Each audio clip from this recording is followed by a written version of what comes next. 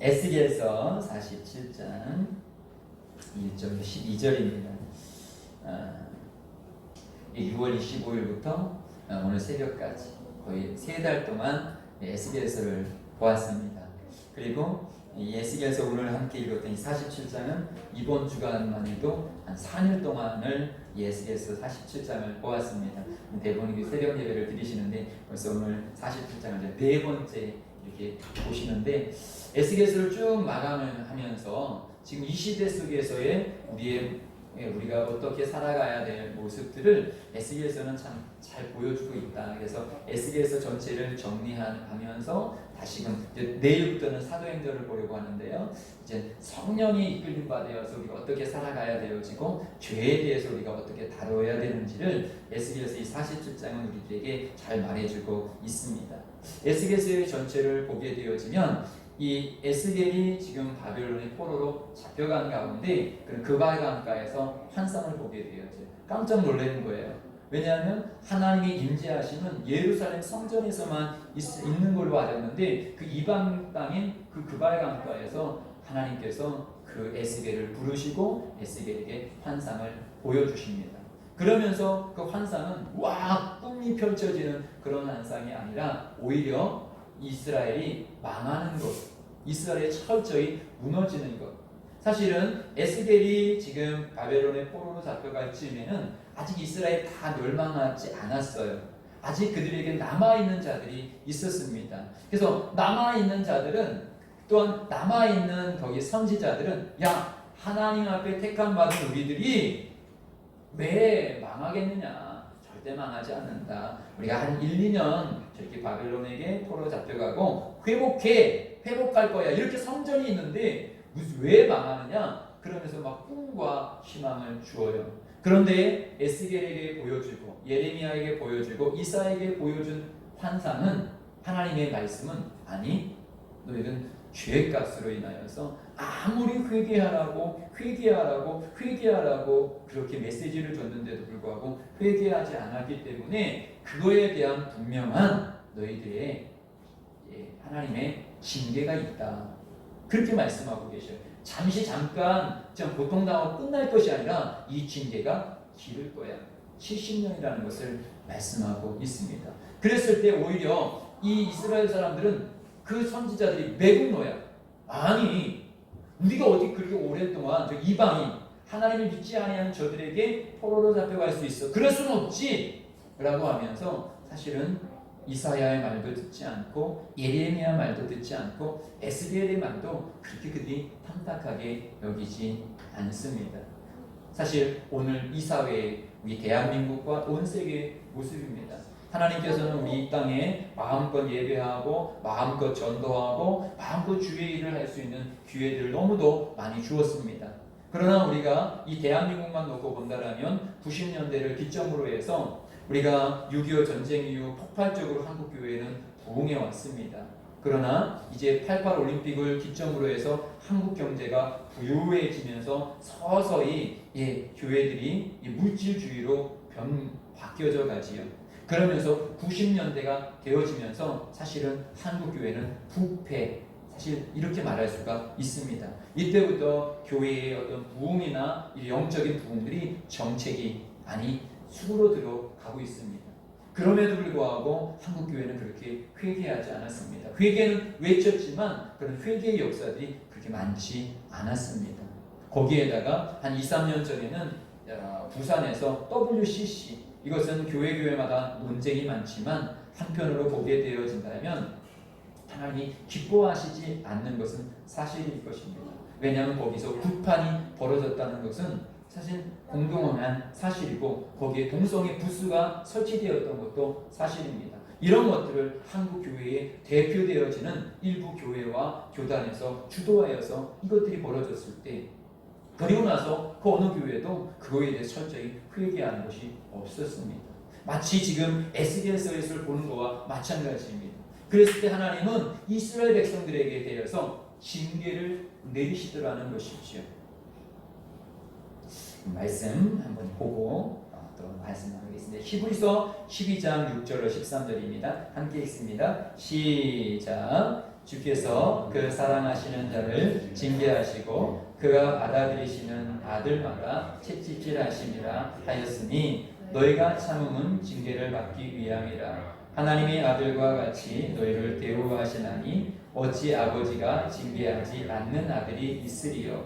징계는 다 받는 것이거늘 너에게 없으면 사생자여 친아들이 아니니라. 또 우리 육신의 아버지가 우리를 징계하여도 공경하거든 하물며 모든 영의 아버지께 더욱 복종하며 살려하지 않겠느냐.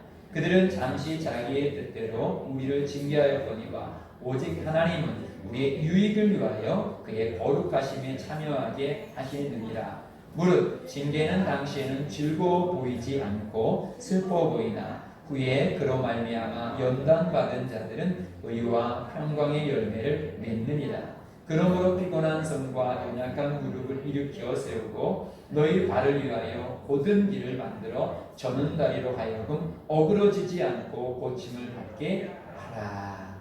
오늘 11절 말씀은 아침에 문자로 드린 말씀인데요. 이 히브리서에서 택한 백성들이 징계가 없다라고 말씀하시지 아니하고요. 오히려 징계가 없는 자가 사생자요 신하들에게는 징계가 있다라고 말합니다. 이것을 에스겔서에서는 그대로 말씀하고 있습니다. 철저히 어떻게 택한 백성들이 그게 망하느냐? 근데 망하게 하셨어요. 더 비참하게 망하게 하셨어요. 오히려 이스라엘은 포로로 잡혀서 바벨론으로 가는데 주변 나라들은 오히려 포로로 잡혀가지 않고 거기에 머물러 있는 거예요. 그래서 이제 주변 나라 사람들은 찌찌찌찌거리는 거예요. 야, 니네가 믿는 하나님이 전능하신 하나님이라며, 야, 우리 신보다 못하네. 우리는 이렇게 남아서 이렇게 살고 있는데 쟤네들은 뭐야 하면서 다 놀려요. 그렇게 비참하게 이스라엘은 그 모습을 당합니다. 그러나 이제 에스겔서 37장으로 쭉 넘어가면서 이제 주변 나라들의 심판도 여전히 나와요.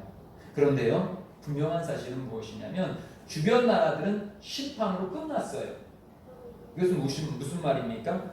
하나님께서 주변 나라를 딱 심판함으로 인해서 그 나라는 다시 회복이라는 것이 없었어요. 그 나라는 역사상으로 싹 없어졌어요. 유일하게 남아있는 나라는 지금 이집트지요. 역사로 보면 이집트지요. 이집트에 대해서도 지금 이스라엘보다 더 못난 나라로 만들었어요. 그 이유는 무엇입니까? 보여주기 위해서. 너가 그렇게 의지하는 이집트라는 그 나라가 너보다 못난 나라야. 그는 너는 너보다 못난 사람을 그렇게 의지하고 있느냐? 딱 이집트 하나만 남겨놓고요. 나머지 전 나라는 역사상에 지금 자취가 없어요.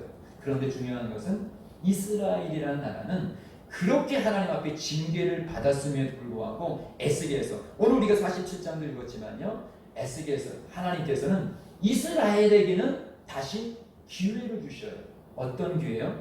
징계를 통하여서 다시 회복하라, 다시 돌아와라, 다시 주님 앞에 서라 라고 말씀하시고 계시더라는 것이죠. 이것이 믿지 아니하는 자들과 하나님의 사람들의 차이예요. 믿지 아니하는 사람, 불신한 자에게는 심판으로 끝이에요. 더 이상 기회가 없어요. 그러나 믿는 자에게는 징계를 받을 때는 너무 어렵고 힘들어요. 기쁘지 않아요. 즐거워 보이지 않고 슬퍼 보여요. 괴로워요. 이스라엘이 주변 나라는 그대로 있는데 오히려 교회가 막 무너졌을 때 사람들이 교회는 능력 있다며 하나님이 보호해 준다며 어떻게 교회가 저럴 수 있어? 어떻게 믿는 성도가 저렇게 있을 때 막 자존심도 상하고 막 가슴이 아파요. 그러나 중요한 사실, 오늘 우리 코로나 시대 속에서 특별히 이 한 주간에는 교회가 세상에 많은 욕을 먹었습니다. 그것이 어떤 특별한 분들에 의한 것이었던, 그러나 결국은 한국 교회는 지체로 본다는 하나예요. 그들도 같은 지체예요. 우리 같이 욕을 먹어요. 저도 한 주간 많은 스트레스가 생기더라고요. 교회가 왜 이렇게 욕을 먹어야 되지? 왜 이렇게 돼야 되지? 그러나 결국은 이것은 어떤 특별한 사람들만의 잘못이 아니라 온 한국 교회가 잘못한 결과이고 하나님의 징계다. 저는 그렇게 보게 되어집니다. 그렇다면 그 징계 앞에서 우리 한국 교회는, 우리 교회는, 우리 자신은 어떻게 해야 되느냐? 다시 우리는 회개해야 합니다. 이 징계의 기회를 놓치지 아니하면 우리도 심판으로 넘어가는 것입니다. 그러나 그 징계의 자리에서 아빠 잘못했어요. 탕자가 다시 아버지께 돌아오듯이 돌아오면 아버지는 뭐가 잘났다고 돌아와? 내쫓지는 아버지가 아니라 언제나 다시 맞아주는 것. 사단에게는 회개의 기회가 없었지만 택한 백성에게는 회개의 기회가 있는 것이 바로 에스겔서에서 전체가 말씀하고 있습니다. 그래서 에스겔서를 앞부분을 우리가 묵상했을 때는 맨날 징계하니까 너무 힘들었어요. 그런데 이 마지막에 회복이 그 절정이 지금 이 47장입니다.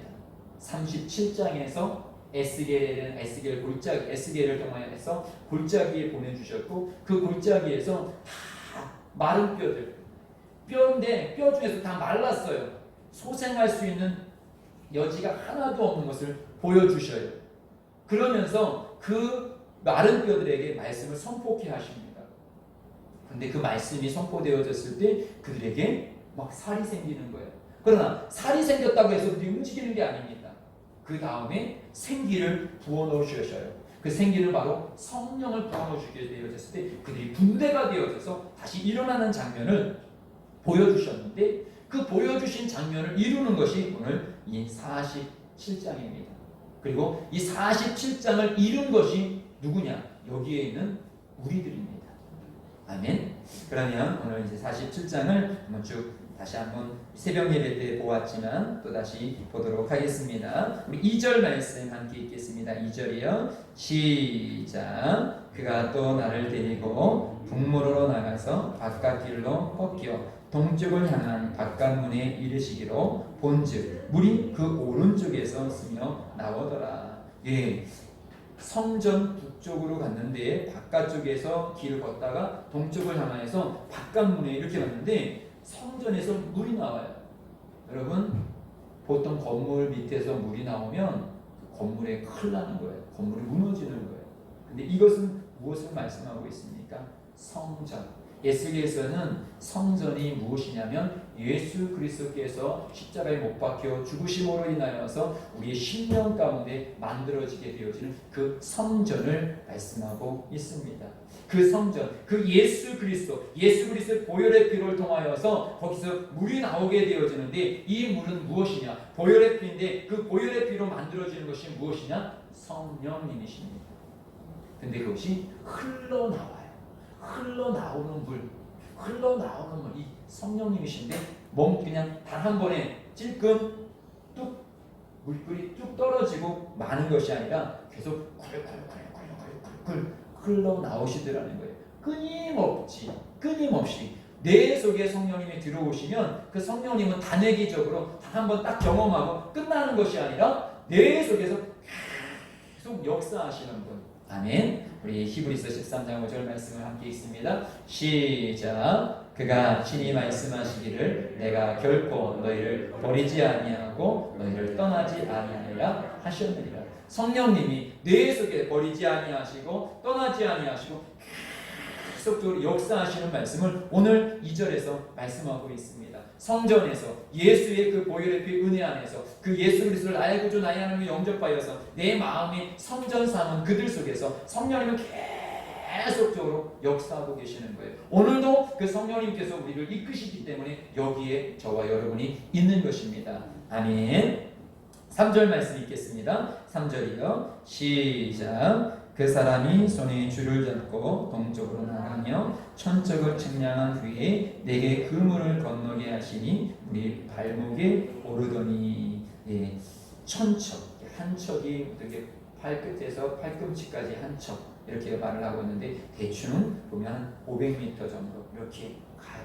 예, 조금씩 예, 자가 되어지는, 이것은 자를 무엇으로 비유하였냐면 말씀이에요. 말씀이 계속적으로 부어지니까 그 말씀이 부어질 때마다 이 물이 점점 깊어지고 물의 양이 점점 많아지는 것을 보게 되어지는데 처음으로 보여지는 환상은 무엇이냐면 물이 발목에 오르더라.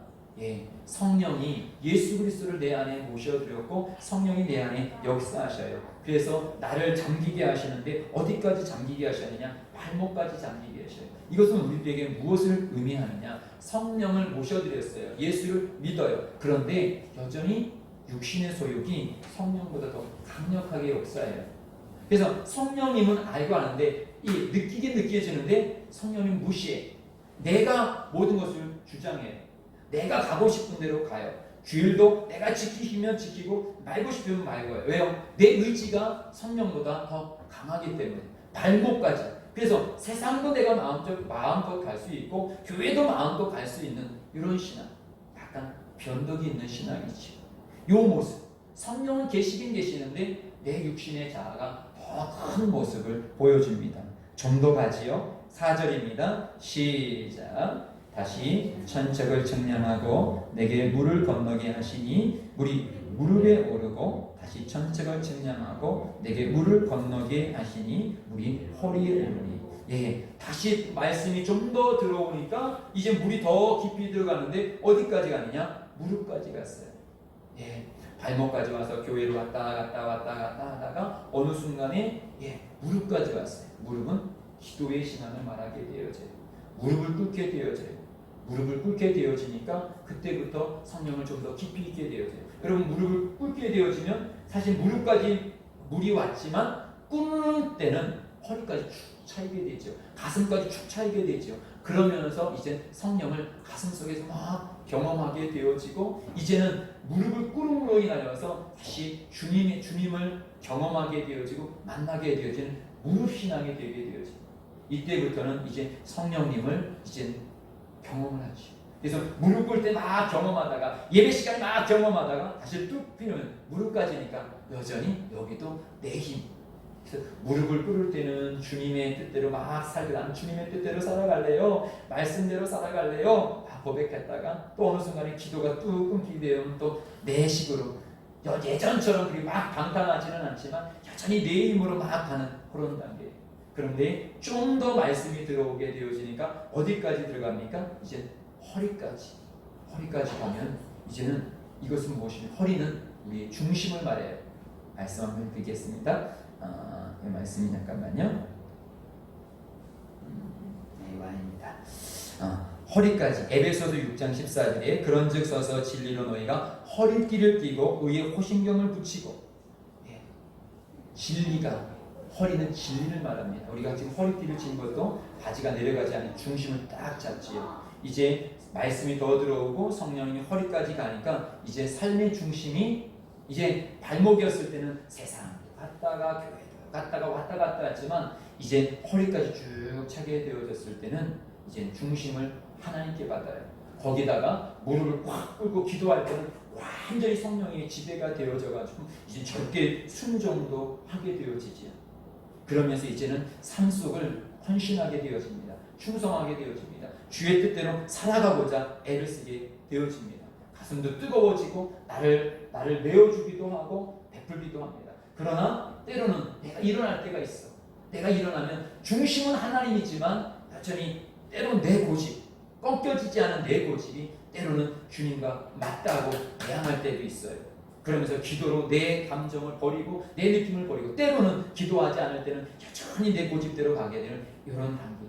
이 단계는 마치 사도 바울이 로마서 7장에 기록한 것처럼 내 속사람은 내가 성령의 법을 따라가고자 하는데 내 육신의 법이 자꾸 나를 이끌어가는 이제 성령의 뜨거운 것을 경험해서 막 살아가고 했는데 어느 날 보면 여전히 내 속에서 내 느낌, 내 감정, 내 지식이 나와 함께하고 있는 것들을 경험하는 시기.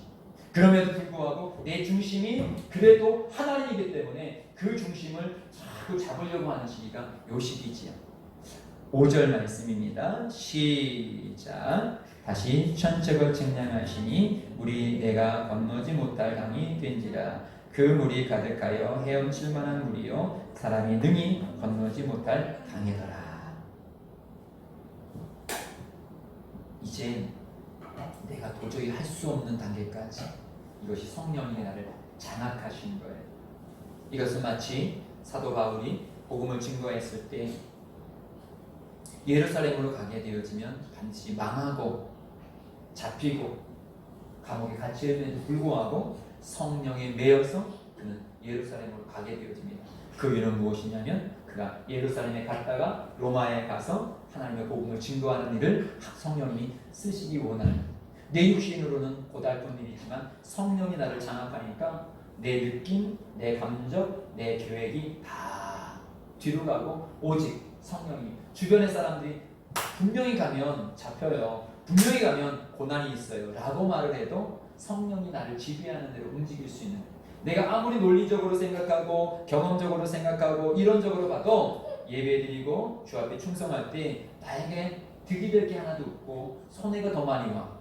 그럼에도 불구하고 이것이 주님의 뜻이기에 성령님이 이끌린 바 되어져서 그 일을 감당할 수 있는 믿음의 사람, 바로 이것이 바로 5절에 나오는 성령에 완전히 장악된 믿음의 사람을 말씀하고 있습니다.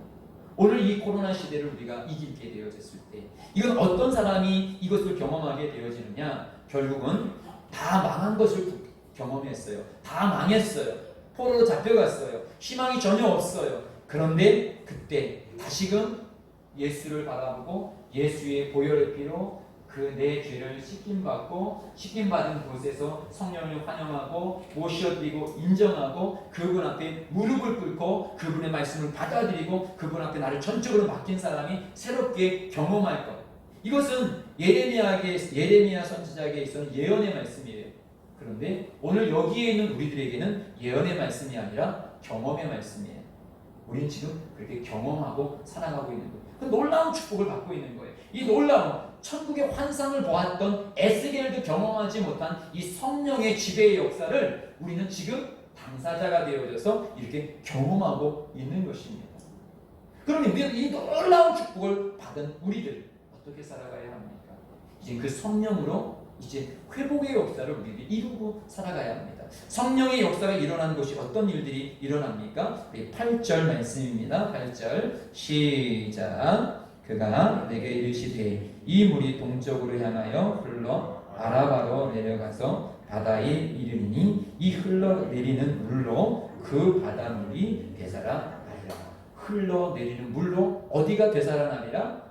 바다가 되살아납니다. 이 바다가 어디입니까? 지정학적으로 볼 때 예루살렘에서 그래서 동쪽으로 흘러가게 되어지면 요단강을 만나게 되어지고 요단강에서 남쪽으로 흘러가게 되어지면 바로 사해를 만나게 되어집니다. 왜 우리가 사해라고 부릅니까? 거기는 죽은 바다라고 말하고 있죠. 그런데 오늘 성경에서는 물이 흘러내리는 물이 그 사해로 들어가서 그 사해 바다를 살리리라고 말씀하셔요. 어떻게 그 사해 바다가 살 수 있습니까? 완전히 죽었는데, 전에는 살아 있었었는데 죽었다라는 거예요. 소망이 없다라는 거예요. 그런데 물이 흘러내려가니까, 성령이 흘러내려가니까 그 죽은 바다가 살아나더라는 것입니다. 내가 생각하기에 저 사람은 안 돼, 저 일은 안 돼 라고 말하는 그 일도 성령이 흘러내려가게 되어지면 그 사람도 바뀔 수가 있습니다. 야, 이 나라가 바뀔 수 있을까? 성령이 흘러내려가면 바뀔 수가 있습니까? 있습니다. 사울이 바울 되기 전에 누가 그 사람이 변화될 것이다 아무도 인정하지 않았지만 그 속에 성령이 흘러내려가니까 그가 변화되어서 바울의 삶을 살아갈 수가 있더라는 것입니다. 오늘 우리 속에서, 내 속에 계신 여러분의 성전입니다. 여러분 속에 있는 그 성령이 내 자신 속에서 머물러 있지 아니하고 내가 성령이 충만하여서 흘러내려가게 되어졌을 때 내 가정이 변화될 수가 있습니다. 우리는 지금 순복음 교회를 다니고 있지요. 순복음 교회는 어떤 학자들이 만들어낸 그런 교단이 아닙니다. 청년들이 아주사 거리에서 그들이 기도하기 시작합니다. 기도하는데 그들이 그 당시만 해도 이 방언에 대해서 막 터부시 여기는 그 시간인데 그 청년들이 기도하는데 입술이 열려요. 방언이 터져요. 그러면서 회개가 나와요. 그러면서 그들이 막 기도하기 시작했을 때 그거와 마음이 같이 하는 교수님들, 신학 교수들, 이 사람들이 한 명, 두 명, 오히려 청년들이 기도한 자리에 그들이 와서 같이 기도하기 시작해요. 그러면서 그들이 폭발적으로 기도의 역사, 성령을 체험해서 그들이 만들어진 것이 사실 이 순복음 교단입니다. 성령에 이끌림 받은 젊은이들이 모여서 기도하는 것. 내가 성령에 충만하여서 기도하였더니 다른 사람에게 흘러내려가가지고 그들까지 번지더라는 것입니다. 오늘 우리들에게 요구하시는 것이 바로 이것입니다. 한국 교회가 지금 막 썩은 바다가 되어져 가고 있어요. 죽어가는 바다가 되어지고 있어요. 이 죽어가는 바다를 살릴 것, 에스겔 골짜기 다 뼈다귀와 같은 이 나라 누가 살릴 수 있느냐? 내 마음에 성전 삼고 성령을 모셔드리고 그 성령이 다시 내 속에서 충만하게 역사되어져서 흘러내려가서 맨 처음에 가까운 내 가족을 변화시키고 내 친구를 변화시키고 내 이웃을 변화시키면서 이 땅의 복음도 그렇게 시작되었습니다. 갑자기 폭발적으로 이 땅에 있는 사람들이, 조선 사람들이, 대한민국 사람들이 예수를 믿었던 것이 아니라 한두 명 성령 충만했던 사람들이 그 사람들이 또 다른 사람에게 복음을 증거하고 또 사람에게 복음을 증거하는 가운데 그 복음을 들으면서 여기까지 왔습니다. 그런데 어느 순간에 우리 속에서 흘러내려가는 물이 없어요. 고인물만 되어져요. 우리 교회에서만 성령 충만하지 바깥에서는 성령 충만하지 않아요. 바깥에서는 예수의 향기가 없어요. 예수의 물이 없어요. 세상들이 막 목말라하고 있는데 줄 물이 없습니다. 우린 다시 내 속에서 성령님이 마음껏 역사할 수 있도록 회복의 역사를 보십시오. 다시 9절, 12절, 9절, 10절 말씀입니다. 시작. 이 강물이 흐르는 곳마다 번성하는 모든 생물이 살고 또 고기가 심이 많으니 이 물이 흘러 들어가므로 바닷물이 되살아나겠고 이 강이 흐르는 각처의 모든 것이 살 것이며 또 이 강에 어부가 설 것이니 엥게디에서부터 에네글라임까지 그 묻히는 곳이 될 것이라. 그 고기가 각기 종류를 따라 큰 바다의 고기같이 심이 많으려니와. 흘러내려가는 곳마다 저는 한국의 역사들을 보게 되어져도 이것을 부인하시는 분들도 있더라고요. 그런데 저는 지금까지 제가 보는 입장에서는 그래요. 한국의 경제적인 역사도 우리 교회의 역사와 같다. 교회가 정말 하나님 앞에 전적으로 순종하고 나가게 되어졌을 때 한국의 경제도 쑥 올라갔던 것들을 보게 되어져요. 사회 문화적인 부분들도 사실 많이 좋아졌던 것을 보게 되어져요. 그런데 이 교회가 자꾸 침울해지고 복음에 대해서 멀어짐으로 인하여서 결국 자꾸 죄가 들어오게 되어지고 사실 경제적인 부분들도 많이 무너져가고 있잖아요. 이것은 우리나라뿐만 아니라 인류의 역사들을 쭉 보게 되어지면 이런 동일한 일들은 참 많았던 것을 보게 되어집니다. 교회는 사실 부유를 강조하는 곳은 아닙니다. 가난해도 상관이 없어요. 그러나 복음을 듣는 사람은 게으를 수가 없거든요. 나태할 수가 없거든요. 부지런할 수밖에 없거든요. 정직할 수밖에 없거든요. 그러니까 이게 영향을 끼치게 되어지는 거예요. 정직이 영향을 끼치고요. 부지런함이 영향을 끼치고요. 그 속에서 내 자신을 욕심이 아니라 정말 정직하게 팔고 계산할 수 있는 것. 속이고 내가 부주가 되는 것이 아니라 정직함을, 이런 것들이 사회 문화에 끼칠 때 나랑 부강하게 되어져요. 그러나 신앙이 부패되어지면 정직이, 열심히, 게으름이 막 들어오니, 이런 것이 들어오니까 결국은 또 나라가 무너져요. 12절도 보겠습니다. 12절이요. 시작. 각종 먹을 바실나무가 자라서 그 잎이 시들지 아니하며 열매가 끊이지 아니하고 달마다 새 열매를 맺으리니 그 물이 성소를 통하여 나옵니다. 그 열매는 먹을 만하고 그 잎사귀는 약재료가 되리라. 예, 강 좌우에 물이 계속 흘러내려가요. 흘러내려가는 강 좌우에 먹을 과실들이 막 자라나요. 잎사귀들이 막 시들지 아니에요. 열매가 끊이지 아니에요. 이것은 우리가 요한계시록에 나온 새하늘과 새 땅에서도 보여지는 현상입니다. 근데 이 새하늘과 새 땅에서뿐만 아니라 이 땅 속에서도 믿음의 백성들이 나가는 곳마다 이런 역사들이 막 일어나는 거예요. 이 일은 어디에서부터 일어납니까? 성소를 통하여서, 예배를 통하여서. 그래서 사단은 성소, 우리의 진정한 성소는 우리 새벽 예배에 몇 번 말씀드렸지만 다시 한번 말씀드리면 진정한 성도는 여러분 자신입니다. 우리의 심령이 성소입니다. 그런데 여기서 또 말씀하신 이 성소는 에클레시, 우리의 믿음의 공동체 교회를 두고 말씀하고 있습니다. 교회에서 우리가 함께 모여지게 되어졌을 때 우리 각자의 성소에서 성령의 역사들이 일어나게 되어지고 성령의 역사를 일어나는 이 성도들이 밖에 흘러날아가면서 사람들에게 복음을 증거할 때 이때 부흥의 역사, 하나님의 역사들이 일어나는 것이에요. 그래서 사단은 믿음의 백성, 성소들이 모여서 함께 예배드리는 이 교회를 싫어해요. 왜냐하면 모이면 성령의 역사가 일어나기 때문에. 사실 여러분 가정에서도 혼자 기도할 때 성령의 인도하심으로 기도할 수 있습니다. 그러나 폭발적인 기도를 이루기는 상당히 사실 힘들어요. 그러기에 주님께서는 신약의 교회를 통하여서 모여서 함께 예배하는 이 교회 공동체를 허락하신 거예요. 근데 사단은 이것이 정말 싫은 거예요. 그래서 어찌되었든 교회 예배를 드리지 못하게 만들고 예배를 방해합니다. 우리는 지금 그런 시대 속에서 살고 있는 거예요. 그래서 교회는 끊임없이 예배를 드려야 되고 예배를 사수해야 되는 것입니다. 그런데 오늘 말씀은 여기서 말씀을 마치려고 하는 것이 아니라 11절을 좀 더 다루려고 해요. 이렇게 성령의 역사들이 일어나는 가운데서도 전혀 이거와 상관없는 땅이 있어요. 그것이 11절입니다. 11절 함께 읽습니다. 시작. 그 진벌과 갯벌은 되살아나지 못하고 소금 땅이 될 것이며. 이렇게 폭발적인 성령의 역사가 일어나는데도 불구하고요, 진벌과 갯벌이 있는데요, 거기는 되살아나지 않는데 다른 곳은 다 되살아나고 있고 다 회복되고 있는데 진벌과 갯벌은 되살아나지 않는데요. 진벌과 갯벌이 어딜까요? 우리 서해바다에 가갖고 이런 갯벌을 많이 보셨지요. 지극한 땅, 냄새나는 땅. 그것이 꼭 뭐 나쁜 땅이라고 말할 수는 없지만 여기서 지금 말씀하고 있는 것은 강 옆에 있는 이 진벌과 갯벌은 살아나지 못한대요. 왜입니까? 여러분, 진벌과 갯벌은 마른 땅이 아니에요. 물기가 있어요.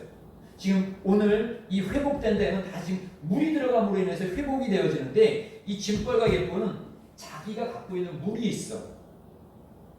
그래서 이 성령이 흘러내려오는 물을 받아들이지를 않아요. 자기의 물로 만족하고 있는 거예요. 누굴까요? 신약에서 보면 바리새인들, 서기관들, 대제사장들, 그들은 자기만의 물이 있어. 자기만의 구약의 물이 있어. 자기만의 지식이 있어. 자기만의 종교가 있어. 그래서 예수님이 아무리 말씀을 하셔도 받아들이질 않아요. 그 생수, 정말 우리를 구원하고자 하는 그 생수가 그 앞에 있는데도 그 물을 마시지 않아요. 사마리아 여인은 이 물이 생수이다라고 그 물을 꿀꺽꿀꺽 마셔서 야, 이분이 참 메시아입니다 하면서 막 달려가서 그 물을 증거하는데 바리새인들과 서기관들은 끊임없이 예수님을 쫓아다녔어요. 왜요? 그 말씀을 듣고자 쫓아다닌 것이 아니라 그 말씀을 책잡아서 죽이려고. 왜요?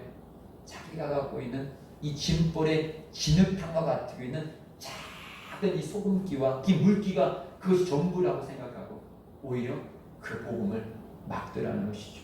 오늘도 우리 한국교회와 우리 속에 이 진벌과 갯벌과 같은 신앙이 있어요. 내가 갖고 있는 종교, 내가 갖고 있는 어떤 교단적인 그런 교리, 이것으로 꽉 차 있어서 주님이 말씀하시고 성령이 말씀하시는 것에 대해서 귀를 기울이지 않아요. 자기 고집대로만 가요.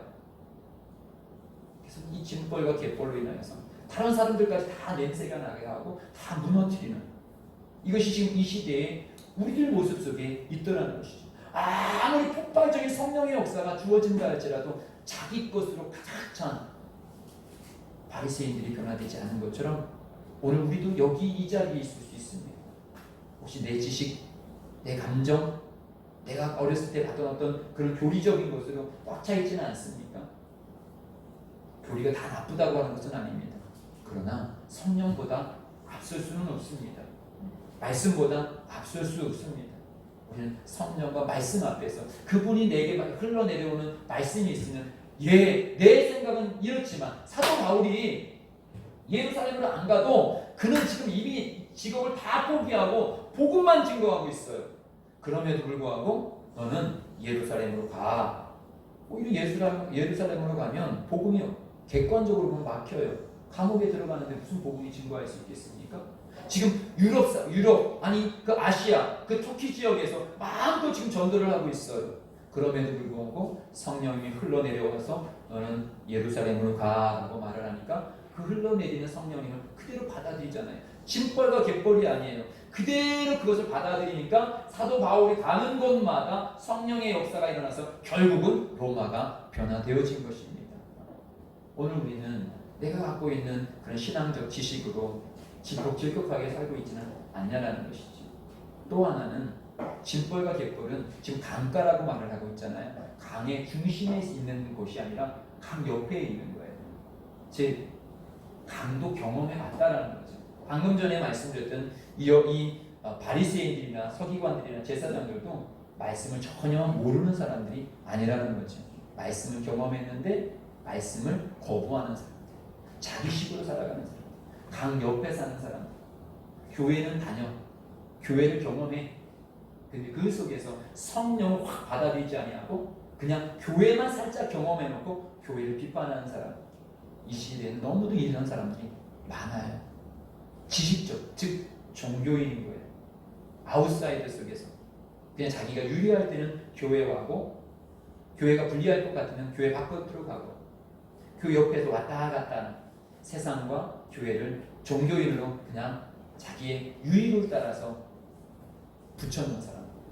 사도행전 몇 장이죠? 20장 9절에 보면 유도고가 나와요. 이 어떤 장면이 나오죠? 9절에 보면 유도고가 지금 이렇게 예배를 드리고 있는데 졸아요. 근데 어디에 앉아 있었을까요? 이 가운데 앉아서 졸으시면 뭐 상관이 없지. 근데 저기 창가에 그것도 창문도 열어놓고 유도고가 거기서 이렇게 앉아 있어요. 어떻게 됐을까요? 졸다가 떨어져서 죽었어요. 근데 다시 바울이 살리지요. 근데 왜 죽었을까요? 아웃사이드에 앉아 있었기 때문에. 졸더라도 안에서 졸아야지. 시험을 여러분이 만날 수 있어요. 그러나 시험을 만나가지고 시험에 들어서 교회 바깥으로 가면 안 돼요. 교회 안에서 해결하셔야 해요. 여기서 해결하셔야지. 바깥에서 해결하다 뚝 떨어져서 죽는 거예요. 짐벌과 갯벌이 그 신앙인 거예요. 내가 교회 안에서 어떤 시험을 들을 때 여기서 다시 성령의 흘러내리는 물을 받아들이고 거기서 내가 녹아들여야 되는데 짐벌 그냥 질꺽질꺽하게 물기는 묻었어. 근데 내 식으로 해결하려고 하니까 거기는 회복이 없어. 오히려 상처만 달고 다니고 오히려 거기서 시간이 지나면 거기서 막 죽어가는 어떤 생선 냄새, 짐벌과 갯벌의 어떤 그런 진흙 같은 그 진흙의 냄새들이 오히려 더 냄새를 나게 하더라는 것이죠. 이렇게 회복의 역사가 일어나는 그 장소에서도 이 짐벌과 갯벌이 있더라는 것입니다. 계시록 3장 말씀을 한번 볼까요? 함께 있습니다. 시작. 내가 말하기를 나는 부자라 부유하여 부족한 것이 없다 하나 내 곤고한 것과 가련한 것과 가난한 것과 눈먼 것과 벌거벗은 것을 알지 못하는도다. 예, 이것은 라오디게아 교회를 향하여서 말씀하고 있는데요. 라오디게아 교회는 자기들을 향하여서 그렇게 말합니다. 나는 부자다. 나는 부유하다. 그들은 사실은 경제적으로 상당히 부유했어요. 그래서 그들이 표현하기는 나는 예수 믿어갖고 이렇게 부유하고 잘 산다 라고 생각을 했습니다. 그런데 하나님께서는 그들을 향하여서 아니 너는 네가 곤고한 것과 가련한 것과 가난한 것과 눈먼 것과 벌거벗은 너 알지 못해. 너 지금 짐벌과 갯벌인데 그래서 그 속에서 지금 생명이 살아나지 못하고 있는데 나 아직 촉촉하거든? 나 촉촉해 괜찮아 하면서 네가 그렇게 하고 있는데 16절이요. 시작. 내가 이같이 미지근하여 뜨겁지도 아니하고 차갑지도 아니하니 내 입에서 너를 토하여 버리리라. 너 역겨워. 너 진짜 가난한 자이고 네 속에 복음이 하나도 없는데 그냥 촉촉한 너 짐벌과 갯벌 그 강가 옆에 있으니까 나도 강을 경험했어. 강물이 있어. 근데 네 것이 아니잖아. 너에게는 그냥 과거의 추억일 뿐이잖아.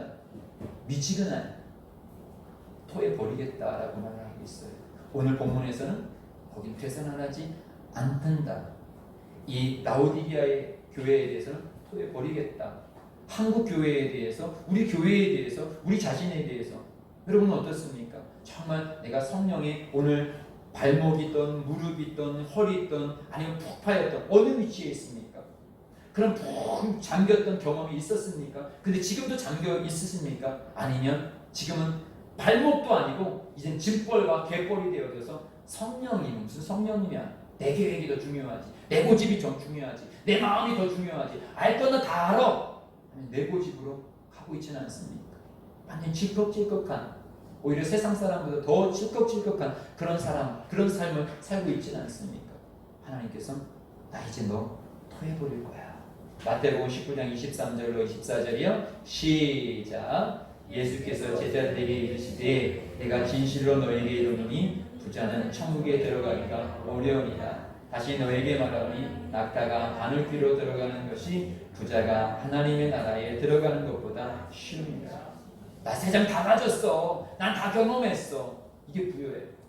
주님께서는 심령이 가난한 자, 주님의 은혜가 없으면 저는 살 수가 없어요. 성소에서 물이 내려오지 아니하면 저는 목말라서 죽을 수밖에 없으니 저에게 물을 주시옵소서라고 갈급한 순양으로 사슴이 시냇 물을 찾기에 갈급한 같이. 어떤 이는 그렇게 말씀하시더라고요. 사슴이 막 갈급한데 그때 이게 물을 마시지 아니하면 뭐 무슨 질식사 비슷하게 그렇게 죽을 수 있대요. 그래서 그때 물을 꼭 마셔야 될 때는 마셔야 된대요. 우리 영적으로 지금 내가 지금 주님의 성령의 역사를 사모합니다. 말씀을 사모. 오늘 천척은 무엇입니까? 말씀이 들어가는 것을 말씀하고 있습니다. 그렇게 우리는 예배를 사모하고 기도를 사모하고 전도를 사모하고 그렇습니까? 사실은 예배를 드리면서 더 깊게 사모해지게 되고요. 찬양도 드려지면서 더 찬양이 깊어지게 되고요. 기도도 더 기도하면서 깊어지게 되지요. 아, 기도해야지. 찬양해야지. 전도해야지. 묵상으로 깊어지지가 않아요. 내가 그 기도의 자리를 계속하고 말씀의 자리를 계속하고 그래서 지금 무릎까지 걸어갔다가 발목까지 걸어갔다가 무릎까지 걸어가고 또 허리까지 걸어가고 계속 우리는 성령으로 계속 장악당하여져가고 그 성령 말씀으로 계속 들어가라고 우리에게 오늘 말씀하고 있습니다.